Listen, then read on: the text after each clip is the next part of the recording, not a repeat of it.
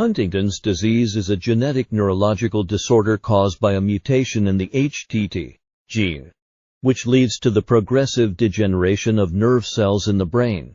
This results in a combination of motor, cognitive, and psychiatric symptoms.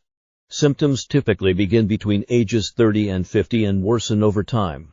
Motor symptoms include involuntary jerking or writhing movements, muscle problems, and difficulties with balance and coordination.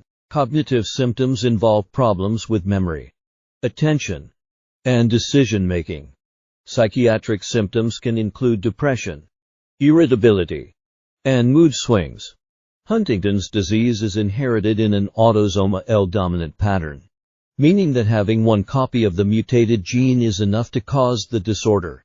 There is currently no cure, but treatments focus on managing symptoms and improving quality of life through medications, physical therapy, and supportive care. The progression of Huntington's disease varies, but it ultimately leads to significant physical and mental decline, necessitating comprehensive care and support for affected individuals and their families.